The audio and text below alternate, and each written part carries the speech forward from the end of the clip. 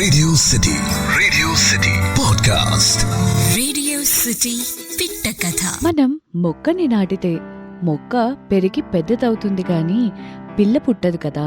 అందుకనే పెద్దలు అంటారు, మనం ఏం చేస్తే అది తిరిగి మనకు వస్తుంది అని. మీరు వింటున్నారు రేడియో సిటీ 91.1లో. నేను మీ ఆర్జే యోగితాని.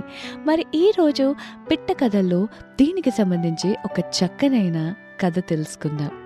మనుషులతో మనం ఎలా ప్రవర్తిస్తామో వాళ్ళు కూడా మనతో అలానే ప్రవర్తిస్తారు. దీనికి సంబంధించి కొంగ నక్క కథ తెలుసుకుందాం. అనగనగా ఒక ఫారెస్ట్లో అన్ని యానిమల్స్ చనిపోయాయి. కేవలం ఒక నక్క, ఒక కొంగ మాత్రమే మిగిలున్నాయి. అవి ఎప్పుడూ ఒకరినొకరిని పలకరించుకుంటూ ఉండేవి. తర్వాత మెల్లిగా కొన్ని రోజులయ్యాక మాట్లాడుకుంటూ మంచి స్నేహితులైపోయారు కొంగ ఇంకా నక్క. అలానే రోజు చెట్టాపట్టాలేసుకొని ఫారెస్ట్ అంతా తిరిగేవారు. నచ్చిన ఆహారాన్ని తీసుకునేవారు. చక్కగా మాట్లాడుకొని జోకులు వేసుకొని మంచి విషయాలు మాట్లాడుకొని మెమరీస్ అన్ని రిఫ్రెష్ చేసుకొని సమయాన్ని గడిపేవారు. ఒకరోజు మన క్రేన్కి ఒంట్లో బాలేదు. అప్పుడు ఫాక్స్ వచ్చి, ఏమైంది నీకు అంటే, ఒంట్లో బాలేదు అని అంటే, అప్పుడు అవునా, మరి ఆహారం ఎలాగా అని అడిగింది నక్క. ఏం చేస్తాను, ఒంట్లో బాగాలేదు కదా, బయటికి వెళ్ళి ఏమీ తెచ్చుకోలేకపోతున్నాను అని అన్నదంట. అంటే ఆ ఫాక్స్ ఏమొచ్చి వెళ్ళి దాని గురించి ఆహారం తీసుకొచ్చింది దాని ఇంటి నుంచి. తీసుకొచ్చి తినిన తర్వాత మళ్ళీ రెండో రోజు కూడా అలానే ఆహారం తీసుకొచ్చి ఇచ్చింది.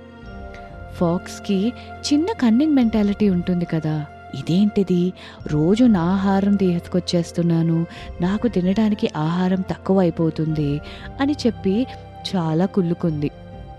తర్వాత కొంగ నయం అయిపోయి వీళ్ళిద్దరూ మళ్ళీ అటు ఇటు ఫారెస్ట్లో తిరగడం మొదలుపెట్టారు. చక్కగా కబుర్లు ఆడుకున్నారు.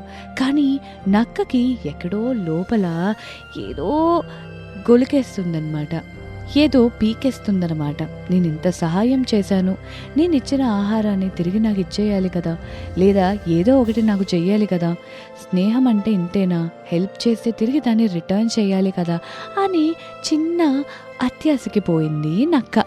అప్పుడు కొంగతో మాట్లాడుతూ ఒకసారి ఫీల్ అయిన తర్వాత ఆ కొంగ ఆలోచించింది, ఏమైంది, ఇంత ఫ్రెండ్లీగా ఉండే నక్క నాతో ఎందుకు ఇలా ప్రవర్తిస్తుంది అని ఆలోచిస్తే, అప్పుడు సరేలే, ఇన్నాళ్ళు నాకు ఫుడ్ పెట్టింది కదా, ఒకరోజు భోజనానికి పిలుస్తాను అని చెప్పి అనుకుని ఆ కొంగ నక్కని ఇంటికి భోజనానికి పిలిచేసరికి నక్క ఆనందపడిపోయి దానికంటే ముందు నువ్వు రా అని చెప్పి ఇంటికి పిలిచింది. నక్క ఇంటికి కొంగ వచ్చిన తర్వాత దానికి మళ్ళీ ఫుడ్ పెట్టేసరికి మళ్ళీ ఆలోచనలో పడిపోయింది. అప్పుడు నేనే పెట్టి అసలు ఈ కొంగకి ఫుడ్ పెట్టడానికే నేను ఉన్నానా అని చెప్పి మనసులో తిట్టుకొని, ఒక పని చేస్తాను, కొంగ ప్లేట్లో తినలేదు కదా అని చెప్పి ఒక ప్లేట్లో ఆహారాన్ని అలంకరించింది. ఆ కొంగ ప్లేట్లో ఉన్న ఆహారాన్ని తినలేకపోయింది. సరేలే ఇంక చాలు అని చెప్పి తిరిగి ఇంటికి వెళ్ళిపోయింది. ఈ ప్రవర్తనని అబ్జర్వ్ చేసిన కొంగ ఏం చేసింది, మరుసటి రోజు నక్కని ఇంటికి పిలిచింది. దా నా ఇంటికి భోజనానికి అని చెప్పి. నక్క ఇంటికి వెళ్ళిన తర్వాత కొంగ వెంటనే ప్లేట్లో కాకుండా ఒక పెద్ద కూజాలోని దానికి ఆహారం పెట్టింది. నక్క కూజాలోది ఎలా తినగలుగుతుంది? తినలేక ఆకలితో తిరిగి ఇంటికి వెళ్ళింది. చాలా బాధపడి నిరాశపడి పడుకుని పోయింది. ఆ మరుసటి రోజు నుంచి వీళ్ళిద్దరూ ఒకరితో ఒకరు మాట్లాడుకోవడం మానేశారు. దీన్ని బట్టి మనకు అర్థమైంది ఏంటి అంటే, మన ప్రవర్తన బట్టే అవతలి వాళ్ళు కూడా మనతో ప్రవర్తిస్తారు. మనం వాళ్ళతో ఎంత సానుకూలంగా ఉంటే వాళ్ళు మనకి అంత సహాయంగా ఉంటారు. అదే గాని మనం కోపం చూపిస్తే వాళ్ళు కోపమే చూపిస్తారు, ద్వేషం చూపిస్తే వాళ్ళు ద్వేషమే చూపిస్తారు. అందుకనే ఎప్పుడైనా సెల్ఫ్ రియలైజ్ అవ్వడం అనేది చాలా ఇంపార్టెంట్. మనం మంచి చేస్తున్నామా తప్పు చేస్తున్నామా అని. చాలా చక్కనైన స్టోరీ విన్నారు కదా. ఇలాంటి స్టోరీస్ వినడానికి keep listening to me only on Radio City 91.1. నేను మీ ఆర్జే యోగిత.